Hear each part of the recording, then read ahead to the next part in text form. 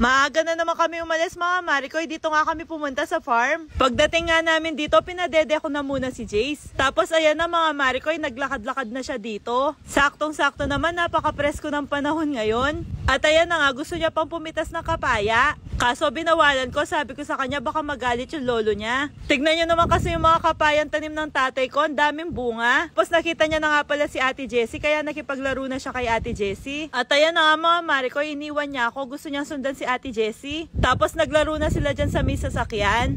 Tignan nyo naman, bawat tanim na kapaya ng tatay ko merong bunga. Tapos yung bunga di mo pa mabibilang sa dami. At nilapitan ko nga sila Ate Jessie. Pagkakita ko sa kanila, tignan nyo naman yung ginagawa ni Jace. Nagulat pa nga si Ate Jessie kasi bigla niya nakita si Jace na tumayo. Late reaction pa nga siya.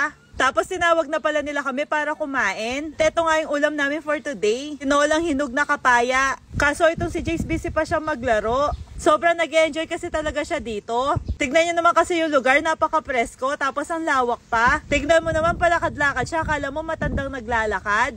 Tapos yung tito ko, nakita ko naglalakad, may dalang bulong apalya. Teto na nga, kakain na kami mga Marikoy. Kayo, anong ulam nyo today? Pagkatapos namin kumain, naglaro si Jace dito sa pabula-bulang ginawa ng tita niya. Tapos naglaro na sila ulit. Para sa suot na turno pala ni Jace, alam nyo na, link in my bio.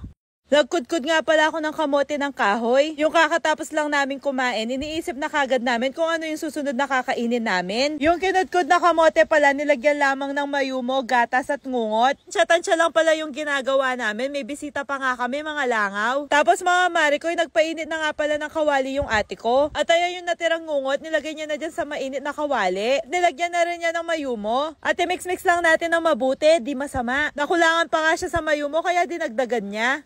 Mix lang ulit hanggang sa maging brown. Pagkaluto naman mga Marikoy, umalis kami saglit na para bang may lulusubin na naman kami magpipinsan. At totoo namang may lulusubin kami. At eto nga yung lulusubin namin mga Marikoy, yung dahon ng saging. Sa lahat na lumulusob, kami yung walang dalang bala. Tayo na nga yung ate ko na nakikipag-away sa saging. Kami naman nakasuporta lang. At dahil sobrang init, ayan ginawa na lang muna nilang payong. Pagbalik naman namin dito, pinagtulungan ng dalawang pinsan ko yung dahon ng saging. Ayan nga pala si Ate Jessie, tapos eto si Jace, kinakausap niya yung dog. Ayan na nga yung minix-mix namin kanina at ito yung niluto ng ate ko. Tapos yung kinuha naming dahon ng saging, ininit lang namin dito sa may stove. So ayun na nga mga Marikoy, gagawa nga kami ng suman. Kaya yan, umupo na kami at kanya-kanya ng balot. Unang ilalagay natin, kailangan flattening siya, flat-flat. Yung kamote na minix-mix kanina. Tapos ipapatong lang natin yung niluto ng ate ko ng ngungot. Ulit-ulitin lang natin gawin yun hanggang sa maging mag-asawa na sila. Kasi nga ipagpapatong natin sila tapos pagbubuklo din. Tapos napansin ko na ako lang pala yung walang ambag sa merienda na to. Kaya yan, minasage ko na lang sila. Pagkatapos sinry ko na din gumawa ng isa. Madali lang naman palang gawin. Yung mga kanya-kanyang binalot pala namin, yun din yung kakainin namin. Recipe nga pala to ng ate ko. Siya yung nagtuturo sa amin. Kitang-kita naman kung gaano kalaki yung sa pinsan ko. Ilang minuto lang mga Marikoy, luto na. At ayan nga, mapapasabi talaga ako ng yummy, yum, yum, yum, yum. Ang sarap, yun lang, bye!